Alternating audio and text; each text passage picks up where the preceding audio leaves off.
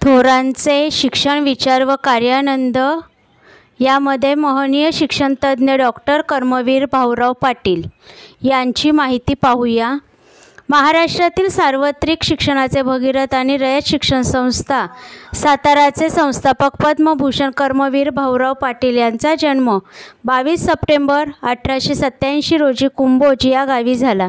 दिनांक 4 ऑक्टोबर 1991 रोजी त्यांनी रयत शिक्षण संस्थेची स्थापना केली.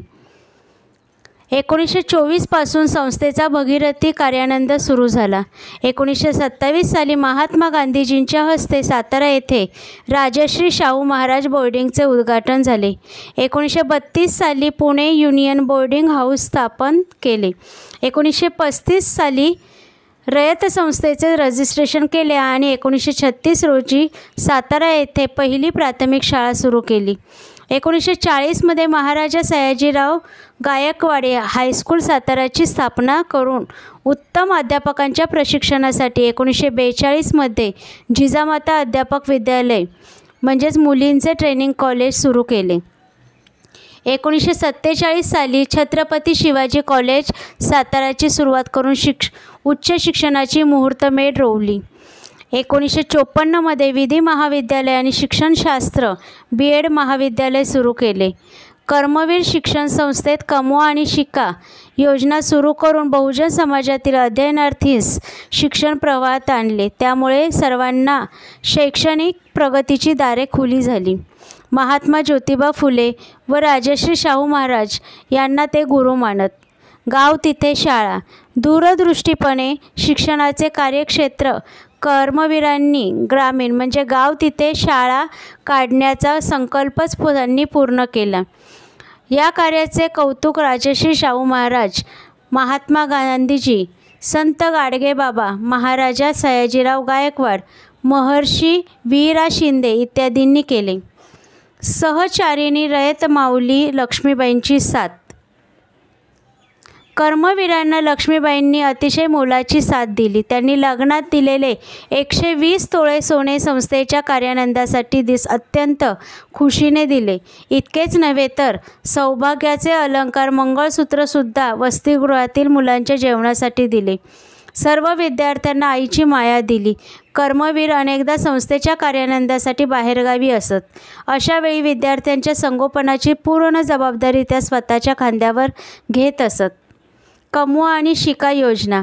महात्मा फुले, राजश्री शाहू महाराज, महाराज सयाजीराव गायकवाड, डॉक्टर बाबासाहेब आंबेडकर यांच्या शैक्षणिक व सामाजिक कार्यानंदाची प्रेरणा घेऊन महाराष्ट्रातील बहुजनांच्या उन्नतीसाठीची शैक्षणिक चळवळ म्हणजे कमवा आणि शिका ही योजना होय. श्रमशीलता, स्वावलंबी शिक्षण, कष्टकरी विद्यार्थी विद्यार्थिनींनी मोफत भोजन व निवास व्यवस्था, उत्पादक कामे ही योजनेची खास वैशिष्ट्ये होत. विद्यापीठ अनुदान आयोगांनीही ही योजना स्वीकारलेली आहे.